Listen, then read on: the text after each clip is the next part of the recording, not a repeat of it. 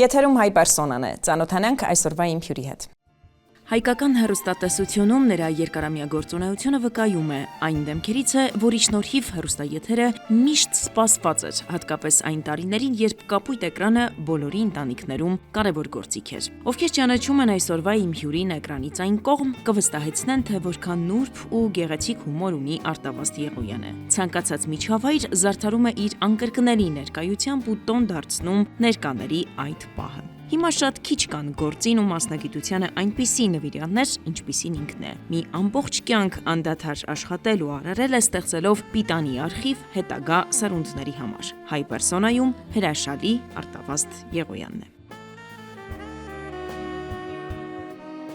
Ծնվել է 1950 թվականի նոյեմբերի 23-ին Երևանում։ 1967 թվականին ավարտել է Երևանի Միասնիկյանի անվան թիվ 66 միջնակարգ դպրոցը։ 1968-ից 1969 թվականներին աշխատել է Երևանի բժշկական ինստիտուտում որպես պրեպարատոր։ Մինչև 1980 թվականն աշխատել է Հարավային հեռախոսային հանգույցում որպես մոնտյոր։ Զուգահեռ երգել եւ նվագել է Նաիրի, ապա Էրեբունի վոկալ գործիքային անսամբլներում։ 1976-ից 1979 թվականներին խաղացել է Երգիծանքի եւ հումորի թատրոնում, որի ընթացքում դարձել է համամիութենական փառատոնների դափնեկիր եւ ոսկե մեդալակիր որպես լավագույն դերասան եւ երգիչ։ 1976 թվականից եղել է հայերեն լեզվով խոսող առաջին դիջեյը։ 1979 թվականից մոտ 10 տարի աշխատել է ՀԽՍՀ մշակույթի նախարարությունում որպես էլեկտրիկ, ապա բաժնիվարիչ։ Արցախյան շարժման տարիներից մինչ պատերազմի ավարտը եղել է օպերատոր եւ աշխատել ռազմի դաշտում։ Եղել է Տիգրան Մեծ կամավորական ջոկատի անդամ։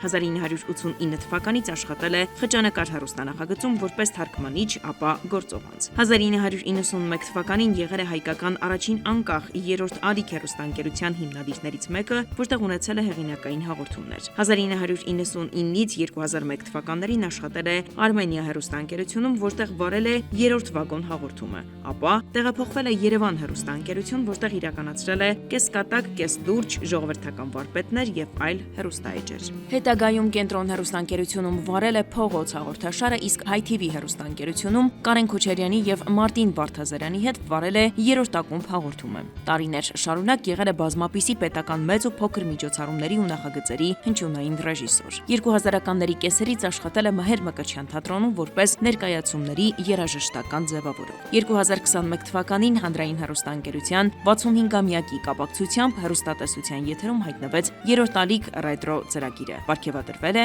Մովսես Խորենացի մեդալով։ Պարոն Եղոյան, բարև ձեզ։ Աստծո բարին։ Շնորհակալ եմ, որ ընդունել եք հայ պերսոնա նախագծի հրավերը։ Առավել եւս ես նույնպես շնորհակալ եմ։ Կա ճակատագիր, թե մարդն ինքն է կառուցում իր կյանքը։ Գիտեք ինչ, որպես հայ առաքելական եկեղեցու հետևորդ, որպես հավատացյալ, ճիշտ է, Աստծո ճանապարհները անքննելի են, բայց մենք ենք մեր ամեն ինչի տերը, մեր սխալների, մեր ճշտերի, մեղանչելու ինչ որտեղ, մեղքեր գործելու, հետո աղոթելու, աղերսելու, հետ գալու, մի խոսքով մենք, մերը։ Դուք գոհ եք այն կյանքից, որը ինքներդ եք կառուցել։ Անի ջան, պահերը գալիս, որ ես ինձանից դժգոհում եմ։ Սակայն իմ մասնագիտություն ասեմ, չնայած մասնագիտություն չի, ես բարձրագույն չունեմ, ես հեռուստատեսություն մտել եմ փողոցից, այդպես մի քիչ կոպիտ է հնչում, բայց փողոցից ասելով առանց որևէ բանի։ Պատահաբար հանդիպեցինք ռադիոյի տանդեմը եւ այլն եւ այլն։ Կյանքս փոխվեց մի ուրիշ ուղղությամբ, չնայած ես այդ կյանքով ապրում էի հենց սկզբից էլ։ Եղել եմ հեռախոսային ցանցի մանտոր երկար տարիներ։ Հետո նվագել եմ Էրեբունի անսամբլում, կոմազերի չափ մազեր ունեինք, թատրոնում էի խաղում։ Այսինքն ԱՏՍ-ի աշխատանքից հետո մի անգամից վազում էի ընկնում մշակույթի, չնայած ժողովրդական անսամբլներ, այդպես ինքնագործ խմբերով բանով։ Չնայած ասեմ, գոհ եմ, իհարկե գոհ եմ, որովհետև առաջին թարգմանությունս եղել է Չարենց։ Կապկաս թամաշա, չգիտեմ ծանոթ եք այդ գործին թե ոչ, 37 թվականից արգելված էր դա։ երկու հանճարեղ կարկառուն դեմքեր խաղացել են Ղարայի դերը, գլխավոր երկուսն էլ տապալվել են, ոչ թե պատ են խաղացել, այլ սովետի ժամանակ էր։ Իսկ այս սովետի ժամանակ արժանացավ ոսկե մեդալի Մոսկվայում։ Մայրիկ ֆիլմը, որ թարգմանել էր, դա դառավ սիմվոլ եւ որտեղ որ ես հետագայում լսեցի Մայրիկ ֆիլմը այլ թարգմանություններով, այնուամենայնիվ ինձ համար մնաց Արտավազդ Եղոյանի մեկնաբանությունը, թարգմանությունը, որովհետեւ ինքը դրել էր այն ճիշտ զգացումը, այն հուզումը, ամեն ինչ դրված էր իր թարգմանության մեջ, որ ֆիլմը դարձել էր ել ավելի ազդեցիկ։ Ֆիլմերի թարգմանությունները հիշում եմ, թե ինչ չարչարանքով ու ինչ տանջանքով էր անում այն ժամանակ, այդքան տեխնիկա եւ ձայնամեկուսացնող տաղավարներ, այդպիսի բաներ չկային։ Եվ հիշում եմ, որ ամենաբարդ օրերին, որ ինքը պետքա ֆիլմ հասցներ եթերի, նույնիսկ բոլորիս տանից հանում էր, որ ինքը տանը թարգմանություն անել առանց ոչ մի աղմուկի, կամ այդ մալուխներով, չէ, կաբելով հայերեն ասած, քաշու միջև լոգասենյակ էր տանում, փակում էր դուռը եւ այդ իր համար սարքում էր փակ տաղավար, որպեսզի թարգմաներ այդ ֆիլմերը։ Այդքան նվիրվածություն կար։ Պարոն Եղոյան, հիշում եք ձեր առաջին մուտքը հեռուստատեսություն։ Իհարկե հիշում եմ, հենց դա էր քիչ առաջ ասացի, որ ուրեմն ես տանը ֆիլմեր էի թարգմանում, տեսա վիդեոմագնիտոֆոններ կային, այդ աուդիո դաբինգով, միկրոֆոնով մտնում էի, թարգմանում էի մուլտիկներ եւ այլ, գիտեք ինչի զարմանում էի եւ զայրանում էի, որ Հայաստանում այնքան են նայում այդ ոնց ասեմ, կարատեներն ու այն ժամանակ դա էր, չէ՞ շատ, վիդեոկասետները, այն քիթը բռնած Վալոդիայի թարգմանություն, ասենց որ ասում էր, կեսը չէինք հասկանում։ Ասեցի այ մարդ, ինչի հայերեն չլինի։ Ու սկսեցի թարգման։ Առաջին ֆիլմս Դևի ուղին Վիշապի մուտքը, Enter the Dragon, Բրուս Լին էր խաղում,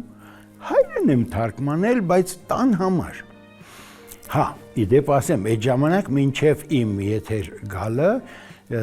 ֆիլմերը իմ 10-15 հազար հատ ֆիլմ կար ձեռքիս տակ։ Նարաշ Լեփչյանը ցույց էր տալի իմ տված ֆիլմերը հանդիպում ծրագրում։ Իսկ այժմ կներկայացնենք այսինչ տեսաֆիլմից հատվածներ։ Տիտրերը սկզբից եւ վերջից հանում էին, դա էր հատվածն, ամբողջ ֆիլմը գնում էր եթեր։ Այդպես ասեցի, ինչի հայերեն չլինի։ Թարգմանեցի։ Ասեմ, մի ծիծաղելի կադր էր, հենց տեղից ընկա խճանկար ծրագիր, երբ որ Բրուս Լին Իտալիայում մի բարոյական ճակերտներով կին աղջիկ տանում է իր տուն, սա դե գյուղից եկած, ասենց մեկ էլ հայլում ես տեսնում է կրծքերը բաց, եկավ ներս, սենց անում, ես էլ հայերեն թարգմանեցի, վայ, այդ վայի վրա բոլորը թուլացել էին ու բռնեցի ֆիլմը տվին եթեր, գնաց։ Արտակը Լուսահոգի Արզումանյան հանդիպեց ինձ ռադիոյի դիմաց։ Հենց այնտեղից էլ սկսվեց ամեն ինչ հեռուստատեսության հետ կապված։ Ինձ ծանոթացրեց Եսայանց Էդիկը, որը հեռուստատեսությունում երաժշտական բաժնում էր աշխատում, խմբագրությունում։ Դրա հետ էլ զուգահեռ կաբելային գործեր էր անում, ԱՏՍ-ում այնտեղ էինք տեսել, ու այդպես ասեց, որ արտակարի քեզ մի տաղանդավոր զայրացա իհարկե, տաղանդավոր մարդու հետ եմ ծանոթացնելու ու այդպես սկսվեց ամեն ինչ։ Դրա համար առաջին եթերի ժամանակ մեզ նույն հարցը տվեցին, չէ, Արտակին։ Ասեցին, սկսվեց այսպես, Արտակ, Արտո, այդպես ծանոթացանք ու մտանք եթեր։ Ավելի դժվար էր ձեր տարիներին աշխատել հեռուստատեսությունում, թե հիմա, չէ՞ որ այն ժամանակ հեռուստատեսության մուտքը կարծես թե համարում էին երկաթյա դռներ։ Ես ասեմ, ես կրկնում եմ երևի, փողոցից եմ մտել, ինձ համար ազատ մուտք էր, մտա, եւ ասեմ, անհնար էր, որ չմտնեի, որովհետև այդ ժամանակ այդ տեսաֆիլմերը այնքան էին տարածված, իսկ ես ահագին ունեի, եթե ոչինչ չանեի, եթե հաղորդավար, մեկնաբան կամ որևէ բան, ռեժիսոր, մոնտաժող, ամեն ինչ եղել եմ, օպերատոր, կամերանոց դրած երկրներով։ Այդ ամեն ինչը եթե չանեի, միևնույնն է, իմ ֆիլմերը ցույց էին տա։ Իմ չէ իհարկե, իմ ունեցած ֆիլմերը, այնպես որ ազատ գալիս գնում էի, նույնիսկ մեքենայով ազատ մտնում, դուրս էի գալիս, Մոսկվիչս ազատ մուտք ուներ։ Չէ, դժվարություն չեմ զգացել, ասեմ ինչը, մի շատ կարևոր բան ինձ տանջում էր։ Երբ նայում էի ուրիշների ելույթները, ու երբ տեսնում էի, որ ինչ որ բան այն չի, պահվածքը, ձիրքը, դիրքը, ես միշտ մտածել եմ, որ այն ոսպնյակի ետևում նստածը ինձանից շատ խելացի է։ Չի կարելի, որ ես նրան դասատուի, ես եմ ինչ քարոզողի ինչ որ դիրք ընդունեմ։ Այսինքն պետք է պարկեշտ լինել եթերում։ Պետք է հայերեն խոսել եթերում։ Ասում եմ, բանասիրականը չեմ ավարտել, բայց իմ հայերենը կատարյալ է։ Ես նույնիսկ զայրանում եմ շատ ու շատ մարդկանց վրա, այսօր իշխանությունից մինչև ամենափոքր ասում են ոչ մեկ չկա հայերենում, ոչ ոք կամ ոչ մեկ իսկ տղեկն էլ դե փողոցում ոչ մեկը շեյով են ասում։ Հազար բան կա, որ չի կարելի, կրկին արդեն անգամը մեր չեմ ուզում դաստալ, բայց զայրանում եմ։ Իսկ ամենազայրանալին, երբ որ հատկապես պատգամավորներն ու հանրային մարդիկ ասում են, ասեցի հա, գնում եմ հա, գիտես ինչ հա, տոզահարու մար, հան հայերեն չի։ Ասում էի, չէ որ այսպես է։ Առաջ տենց էինք խոսում։ Ասում եմ հա, ինչ ես համոզում ինձ, որ ասել ես հա։ 99 թվականին, երբ ես որոշեցի Հայաստանը պետք է ունենա մեծ մրցանակաբաշխություն, մի քանի տարի այդպես գծեցինք սցենարներով եւ այլն, որոշեցինք, որ անենք 25 նոմինացիայով մրցանակաբաշխություն, այդտեղ նաեւ ներառված էր հեռուստահաղորդավար։ Ես հիշում եմ, որ այդ ժամանակ կարող եմ ասել, որ ժամանցային հաղորդումների շրջան մենք չկար ինտերնետ, չկար ոչ մի բան, թռուցիկներ էինք պատրաստում, պատական մարդկանց դուրս է մոտենում, խնդրում էին 3 րոպե տրամադրում, լրացնում էին, այնտեղ այդ բոլոր նոմինացիաներում ում են սիրում տված անուններից եւ 2-3 հաղորդավարական նոմինացիաներում առաջին տեղով գնում էր։ Դա կարող եմ փաստել, որ Էվրասմա արդար է, լրիվ արդար, մի նոմինացիայում հիշում եմ, որ ժամանակին չգիտեմ հիմա կա այդ հաղորդավարը թե չէ, то есть գործում է որևէ հեռուստատեսությունում աշխատում է թե չէ, Արտակ Հերիքյան կար։ Մի նոմինացիայում լրատվական բաժնում հիշում եմ, որ Արտակ Հերիքյանի հետ տենց ինչ որ առաջ հետ ընկնում էր այդ հարցման ընթացքում, բայց բացարձակապես սիրված էր։ Որովհետև ես շատ ճանաչված մարդիկ եմ տեսել, բայց տեսնել սա լավ է, որ ես եմ ասում, որտեվ մի քիչ այդ անհամեստություն չի հնչում, թեպետ մի քիչ նեղում է, որ իմ հոր մասին եմ խոսում, բայց այո, այդ թվականներին բացարձակապես սիրված էր եւ ճանաչված։ Կարելի է ասել 100%-անոցի չափով։ Նույնիսկ հարցումներ էինք անում, որ տարվա ճանաչված մարդը, տարվա սիրված մարդը ճանաչված մարդու դեպքում նույնիսկ երբեմն այն ժամանակվա նախագահից շատ էին իմանում։ Անկեղծ եմ ասում, առանց ոչ մի բան կեղծելու, որովհետև եթե 100 հոգու հարցնում ենք, ասենք 100 հոգի ասում էր երկրի նախագահն էս ինչ մարդն է, բայց հաստատ ավելի շատ ասում էին հայտնի մարդ Արտավազդ Դեղոյան։ Եվ դա մեր համար հպարտություն էր իհարկե։ Չգիտեմ, այդ հպարտությունով լցվում էին, գալիս էինք տուն, բայց դա ինչ տվեց տարիների ընթացքում մեզ, երևի ինքը կասի։ Արտավազդ Դեղոյանի հետ կապված կա մի էլի պատմական շատ հրաշալի ինձ հետ կապված, երբ որ Արտավազդ Դեղոյանը գտնվում է կրուիզի ընթացքում նավի վրա եւ այնտեղ նվագում է մի նվագախումբ Մալիկ Բենդ անունով, Արտավազդ Դեղոյանը որոշում է, որ այդ նվագախմբին նկարահանումներ կատարի, դա 90-ի սկիզբները։ Եվ երբ որ նկարահանում է իր ոճով ներքևից, պարկած, տարբեր ռակուրսներից նկարում է, այս տղաներին շատ է դուր գալի, որ այս ինչ պրոֆեսիոնալ նկարահանում է կատարում, սարքում է մի փոքրիկ տեսահոլովակ։ Եվ Մալիկ Բենդ այդ նվագախումբը Արտավազդ Դեղոյանի այդ նկարահանման արդյունքում գալիս է 3-րդ ալիքի ծննդյան օրը շնորհավորելու եւ ներկա լինելու 3-րդ ալիք հեռուստածրագրի այդ հիանալի օրը։ Եվ այդտեղ ծանոթանում եմ ես այս նվագախմբի հետ, հետո հայտնվում եմ Օդեսայում, գրում եմ երաժշտություն այդ նվագախմբի համար եւ սա կապում եմ Արտավազդ Դեղոյանի հետ։ Հիմա ինչպիսի վերաբերմունք ունեք նոր սերնդի նկատմամբ, ովքեր աշխատում են կադրում։ Շատ լավն են։ Կա որ սահման անցնում են։ Գիտեք ինչ, ես մի բան ասեմ, իմ ամբողջ կյանքում երբ ինքնագործ թատրոնում էի խաղում, քառակի դափնեկիր դարձա, ոսկե մեդալակիր եւ այլն եւ այլն։ Ուզում եմ ասեմ, այդ ամեն ինչը ինձ դաս տվեց։ Ոնց ասեմ, ինստիտուտ էր։ Ես ուսումս արել եմ ինքնագործ խմբերից, թատրոններից եւ այլն եւ այլն։ Եթե դուք ընտրելու լինեիք հեռուստատեսության կադրերին, ապա ինչպիսի չափանիշներ կկիրառեիք հաղորդավարներին ընտրելիս։ Գիտեք, երբ դիտում եմ երիտասարդների խոսքը, խոսույթը, ելույթը, հրճվում եմ եւ հիանում, որ ունենք այդպիսի հրաշալի ջահելներ, տարեց մարդու պես ասեմ։ Սակայն կան ոմանք, որոնք սկսում են չարաշահել իրենց երիտասարդությունը եւ սկսում են ոչ թե սահմանն անցնել, այլ մոտենալ եզրագծին։ Ես երբ խաղում եմ ինքնագործ թատրոնում կամ ինքնագործ խմբերում եմ ելույթ ունեցել շատ, ես շատ խիստ էի նայում էժան ծիծաղ կորզողներին։ Եթե այս միզանսցենում ես պետք է ինչ-որ ծիծաղելի բան անեմ, ես պետք է անեմ այն, ինչ որ գրված է, հեղինակի կողմից ինչ որ դրված է ռեժիսորի կողմից։ Իհարկե ինքս իմպրովիզացիա անում էի, բայց երբեք սահմանը չէի անցնում։ Հաղորդումներ կան, որոնք գուցեև կնեղանան հիմա ինձանից, չեմ նայում։ Բոլորը երիտասարդ են, բայց չեմ ուզում կոպիտ բառ ասել, ոնց ասես, սահմանն անցնում են։ Մի խոսքով փողոցին հարիր ոճով եթերում չի կարելի հայտնվել։ Կյանքում ես ուրիշ եմ, երրորդ մասի ապերո տղա եմ։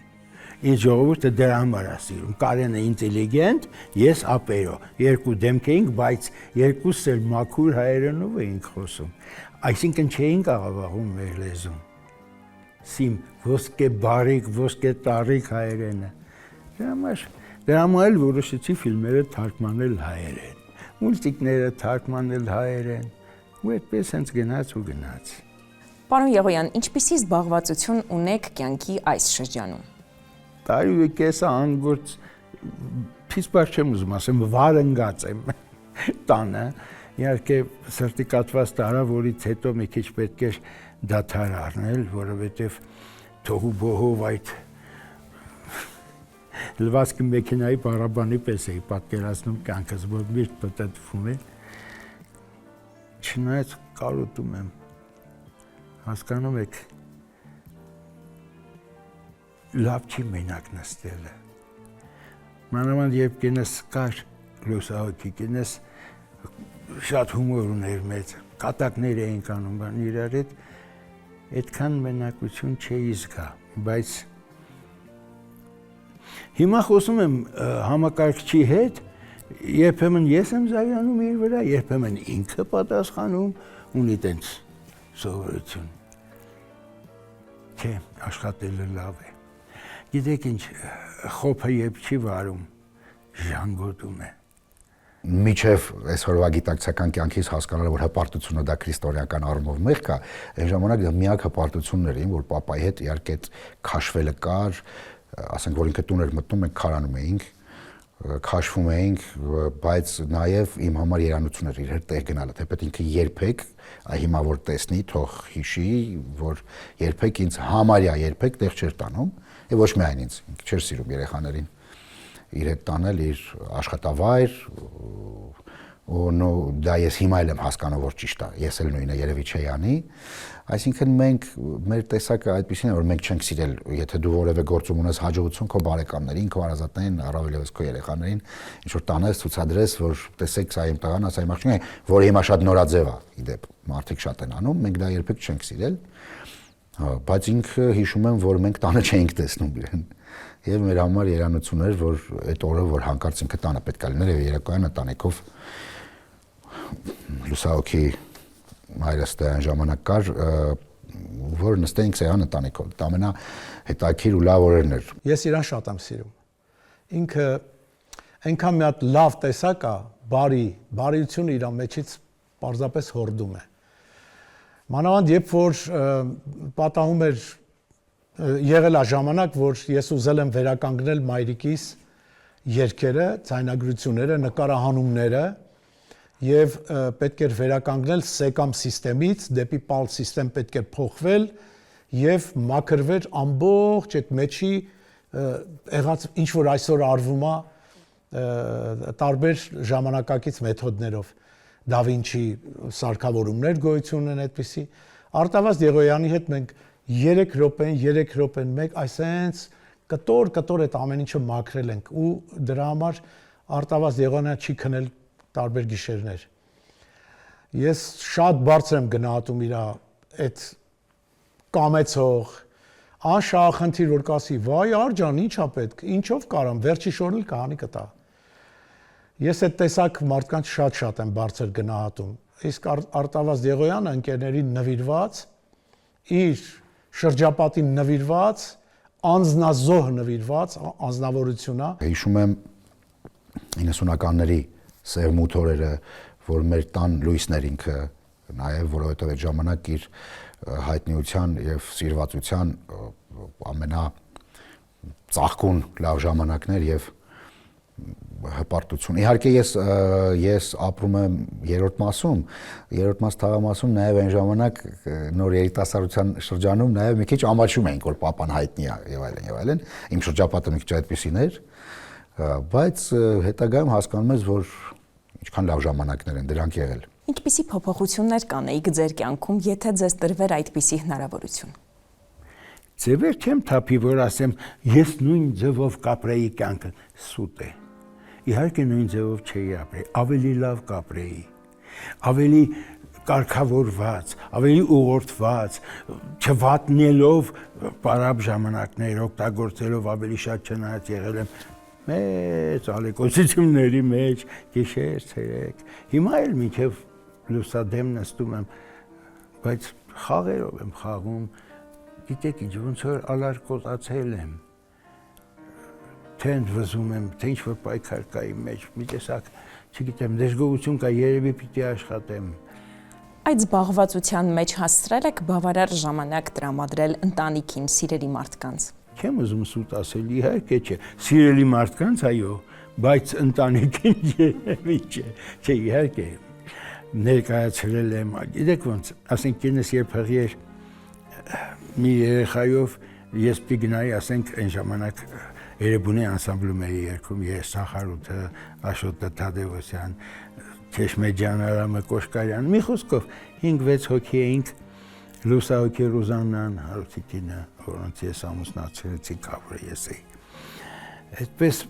շրջագայում էինք այն ժամանակ, գյուղերով, ԽՍՀՄ-ով, հետո երբ թատրոնում անցա էլի, մինչև Ուրինգոյ, Տյումեն, Ուժգրդ, հայեր կային ամենուր, եւ մեր ներկայացումները շատ լավ էին անցնում։ Գալիս էի տուն, մի անեկդոտ կա, Քավարցիների, երբ ամուսինը գնում է պատերազմ, 3 երեխա է ունենում, գնում է այդպես, հետ է գալի 4-րդն է, թե 5-րդը, սենց անում։ Դի ես բան երոչի, ասում ես այն հիշում ես, որ հա, այս մեկը, հա, բայց մեկը, դե ինչ այդ դիշկաս, իր համար ճաշկու դա, քեզ իշխան գարա, yani ինչ գործում ես, ու այդպես, ես այդ օրի չեմ եղել, ես իմացել եմ ովքեր են իմոնք, որ են խաչ եմ արել, որ գամ հանգարց փոխած չլնեն, չէ, լավն է, ես հրաշալի ընտանիք եմ ունեցել, հիմա մի քիչ տխուր, չեմ լացում, բայց տխուր եմ, որ գիտեք ինչ, չեմ ասի, իր հետ լավ էր։ Որն է ամուր ընտանիքի հիմքը։ Սերը, հավատարիմ ամուսինը, ինչու չէ նաև կինը,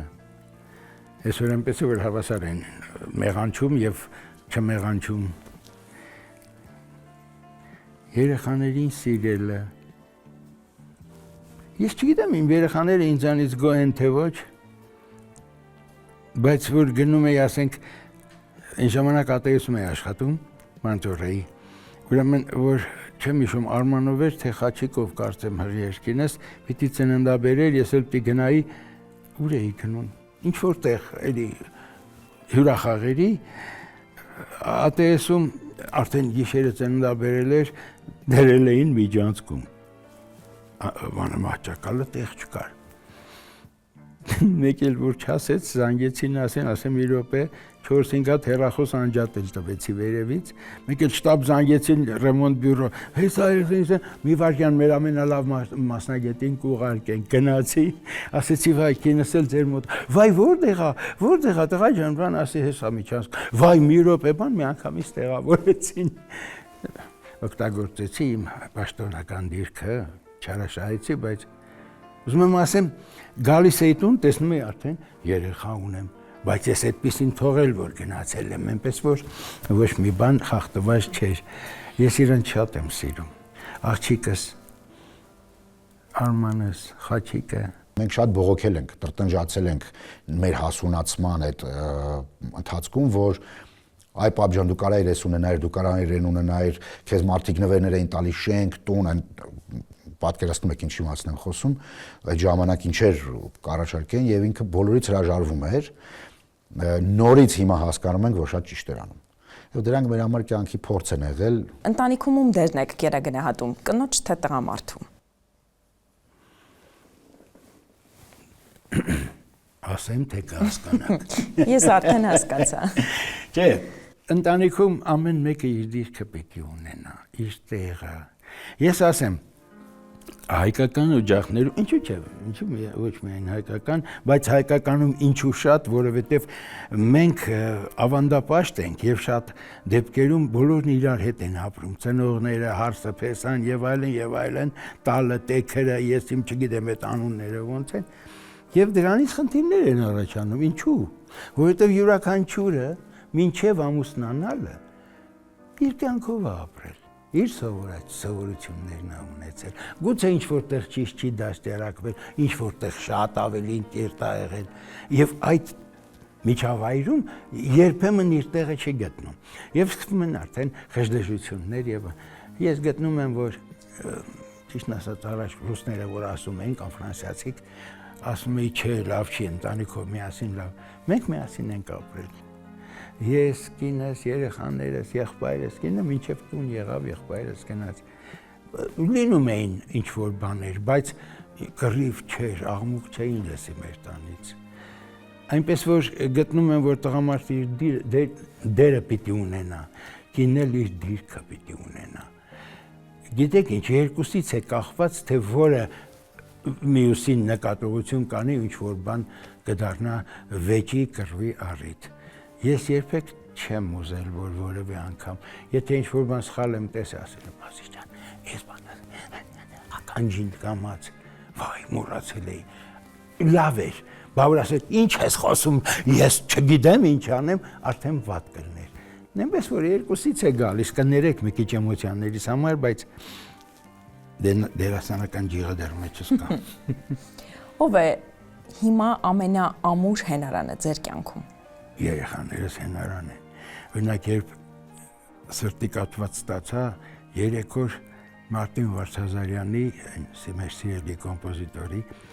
85-ամյակն էր։ Օպերայի բեմը իմն էր, այսինքն էկրանները, տեքստերը ես էի կարդում, մոնտաժը, տեղադրում էին, մրմուռ էի զգում, արհամարում էի։ Դու մի ասա, ինֆարկտի եմ պատրաստվում։ Եվ 3-րդ օրը եկա տուն, նստեցի ու զգացի, որ զանգեցի, եկան տարան, փաթաթեցին։ Ստենդը առաջինը դրեցին, ասեցին Արոն Եղոյան 2 հատ էլ պիտի դնեք։ Ով է ձեր լավագույն ընկերը։ Չեք հավատա։ Ունեմ ընկերներ։ Գագիկը Կարապետյան, չգիտեմ, լսել եք իմ կարդացած պոեմը Գուգոն, երկրաշարժի, դրա հեղինակը, եւ մի քանի սիրո բանաստեղծություններ Սերև Խրոկ շարքից։ Սասունը Պասկևիչյան, իմ շատ լավ, իմ համով ընկերն է, իր հետ շատ եմ աշխատել։ Ոնց ասեմ, բոլորն էլ լավ են, ամենալավը կինս էր, իմ ընտանիքի հիմքն ու դա, իսկ ընկեր որպես պիտի ասեմ, Էլմիրան Արսենյան, մեր խմբագիրը, ոնց էր բոլորիս համար ցավում, բոլորիս համար։ Դրա համար երբ խոսքը գալիս է, ասում եմ, Էլմիրան իմ լավ ընկերն է։ Չեմ ասում ընկերուհին, բայց ինքը շատ կանացի է։ Ուղղակի իմ լավ ընկերը, ամենալավ ընկերը Էլմիրանը, որտեղ Մարգոյից առաջ ինքն էր հասնում հիվանդանոց, երբ շտապօգնություններ տանում։ Խառնում էին մարդիկ, դու մի ասի, ես շաքար եմ ստանում, ենթաստամոքսային, կարծում էին ստենոկարդիա, սիրտ տանում էին, 5 շաբաթ տանում էին, սրտաբանականում վերջում ասում էին, գնա դու մեր հիվանդը չես, մի խոսքով 15 տարի չեմ իմացել, որ շաքար եմ ձեռք բերել, առաջին պատերազմի մասնակից եմ ու ինքս Տիգրան մեծից եմ, առաջին օրվանից լրագրողը։ Ուզում եմ ասեմ, ամեն ինչի մեջ եղել եմ։ Ինչ կասեիք ձեր սիրելի կնոջը, եթե նրան տեսնելու հնարավորություն ձեզ տրվեր հիմա։ Կասեի ամոթ քեզ, ես ինչ արիր։ Ես ինձ ինչ որտեղ նաև մեղավոր եմ համարում, որ գիշերները նստում էինք միասին, ինչ որ մոնտաժային աշխատանքներով էինք զբաղվում, համերգ, չգիտեմ, փոքրիկ ֆիլմ կամ ինչ որ մի բան պետք էր շտապ դիսկի վրա գրել, որովհետև շտապ պետքա հանձնեի մեկին, շտապ պետքա դա գնար նվեր ինչ որ մեկին, իմ ձայնասկավառակներից արտավազդի հետ նստում էինք, գիշերը լուսացնում էինք, բայց այնքան մեղավոր էի ինձ համարում, որ նրա լուսահոգի կինը Մարգոն հրաշալի մի կին ուներ Արտավազդ Եղոյանը, ինքը քնում էր խոհանոցում ու մենք ես միշտ ափսոսում եմ այդ հիշելով, որ ինչքան նեղություն եմ ես տվել իրան ու ինքը դա արելա սիրահոժար։ Թելադրեք այնպիսի բաղադրիչներ, որոնցից կարող ենք ստանալ երջանկություն։ Ասեմ, որն էլ ասեմ ասվածա։ Հիմնականը սերն է, մարդկային վերաբերմունքը, առանց ոնց ասեմ, ամենամեծ խանգարողը գոռոզությունն է, ամբարտավանությունը, ինքնահավանությունը, այդ դրանց անունները հերթով կարող եմ տալ։ Ես սիրում եմ հանդարտ, հումորով, նույնիսկ պահեր գալի, որ ասում ես լավ էլի գոնե այստեղ մի կատակի։ Պետք է սիրես ընտանիքդ, եթե կազմել ես, այդ երեխաներին դու պարտական ես կյանքովդ, ստեղծել ես, ուրեմն պահիր հասցելու իրենց նպատակին։ Դրա համար ես ինչ ասես արել եմ այս կյանքում, ուր ասես եղել եմ, բայց երբեք իմ ընտանիքը չեմ դավաճանել։ Իմ ընտանիքը չեմ դավաճանել։ Ընտանիք ասելով բոլորն են մայրս, հայրս։ Հայրս Թաթուլ Ալթունյանի Երկիպարի պետականի սոլիստներից էր։ Մայրս բժշկուհի, հայրս ինձ խցկում էր Պոլիտեխնիկ ինստիտուտ, մայրս բժշկական ինստիտուտ, ընդեղել եմ աշխատել պատվիզի ամբիոնում, բայց ես ուզում էի թատերական, այնպես էլ չթողեց։ Հայրս ասում էր, չեմ ուզում, որ դու իմ կյանքը վարես, այ պապ, ինչի քո կյանքը վատնա, չեմ ուզում, հետո իմացա ինչ է իր կյանքը, էլի մինչև այդ չգիտեի։ Մայրս էլ ասում էր, ինչ դերասանություն, ինչ բան, հենա պապատ։ Տենց կատակ հումորով ընտանիք էր, օիններ էին անում, մի բան պատմեմ, ինչ հումորով պիտի լինի հարսը տանը, որ սկեսուրը ականջի հիվանդության համար բամբակով ու բանով բինտով գլուխը կապել է, ինքը վարիչը մոտեցնում է ու մորս գլուխը 40 վայրկյան վառվում էր։ Այ արջից ինչ ես անում։ Այդ տենց հումորով էին, կատակով, ծիծաղով, այ դրան կարոտում եմ։ Որն է ձեր ամենամեծ սպասելիքը կյանքից հիմա։ Սպասելիքս, որ երեխաներս իրենց նպատակին հասնեն։ Սպասում եմ, որ մի հատ աղջիկ թորնիկ ունենամ, որտեղ փողոցում ինչքան աղջիկ եմ տեսնում, թորնիկ տևները բռնում, խանութ եմ մլցնում, մի օր մի հատ կին հոչը բղավեց վրաս։ Էս ինչ է կանում, մեկ էլ որ պարոն Եղոյան դուք եք ասի թող թորնիկից տանում եմ մի հատ, արի բալիկ, ինչ ես ուզում, ինչ ուզում են, առնում եմ, яу մամի դուրեչկա, sense մի հատ մազերի ձև կա, չէ։ Ախր շատ լկստված են այդ աղջիկները։ Իմ թորները ֆուտբոլի կոմանդա մեր թորներս տղա են, բոլորը տղաներ են, ամենափոքրն էլ 25, չէ, ինչքան է 20 քանի։ Վերջին բանակից եկավ ծառայությունից վերջինը, աղջկաս փոքր տղան։ Լավն են բոլորը։ Վայ, ոնց ասեմ, ինչ կզմտեմ, ինչ ասեմ, որ աչքով չտամ, չնայած իմ աչքը չի բռնում։ Ինքան գոհ եմ ես կյանքից։ Դրա համար ինձ որ ասում են ինչ կուզեիր անել, այ ոնց որ կա թող տենց էլ գնա, ինչա մնացել որ։ Սրտանց ցանկանում եմ, որ մեր հաջորդ հանդիպման ժամանակ դուք հայտնեք ձեր աղջիկ թորնիկի գոյության կամ սպասված լինելու մասին։ Վախենում եմ չկարողանամ հասնել, որտեղ կխենթանամ, շատ եմ սիրում աղջիկ ձորնիկը։ Ես ցանկանում եմ, որ Արտավազդի Եղոյանը առաջին հերթին լինի առողջ, լինի մի փոքր ավելի հաջողակ եւ այն նվիրումը, որ ինքը ունի իր շրջապատի նկատմամբ, իր հայրենիքի նկատմամբ, իր հարևանների, ընկերների, այդ իր բարյացակամ մոտեցումը, դա Աստված վերադառնա իրեն եւ ինքը ապրի առողջ ու ուրախ, լայն շփիտով։ Թեպետ ինքը իր այդ դժվար վիճակը չի ցուցադրում, բայց բոլորս կողքից տեսնում ենք, որ ունի դժվարություններ, կցանկանամ, որ այդ ամեն ինչը կարողանա հաղթահարի եւ ամենակարևորը Աստված իր գլխից անպակաս առողջ լինի։ Ոնց կարող է որդին հայրիկին վատ բաներ ցանկանա, բնականաբար միայն լավը ամենակարևորը առողջություն, որից այդչափ հիմա ինքը շատ սկսել է դժգոհել։ Իհարկե առողջության խնդիրներ ունի, տա Աստված, որ դրանք լինեն այդ սահմանում ինչ որ կան չավելանան եւ չբարթանան, մանավանդ մենք մեր ընտանիքը, մեր շատ սիրով ու ամուր ընտանիքը այդ չարաբաստիկ կոവിഡ്ի տարիներին ամենամեծ կորուստն ունեցա, որ կորցրեցինք մորս, ես, papan եւ մաման տարբեր հիվանդանոցներ ընկանք եւ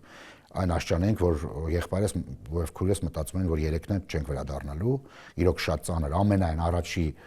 շրջաններ, բայց ումից չէինք սպասում, իրեն կորցրեցինք եւ դրա համար ինքը հիմա արդեն մեզ կրկնակի ծնող է, պետք է ավելի շատ ապրի, ավելի շատ թորներ տեսնի, ավելի շատ կյանք վայելի, ձեր նման լավ մարդկանց հրավերքով հաղորդումների մասնակցի եւ կյանքից ինչ պետք է տանի, Աստծո օրհնություն ունենա անպայման, միակ ամենակարևոր եւ ճիշտ ճանապարհը ու ապրի խաղաղ երկրի երկնքի տակ։ Ուրիշ չգիտեմ, առողջություն ամենակարևորը։ Պարոն Եղոյան, ինչի համար եք ափսոսում։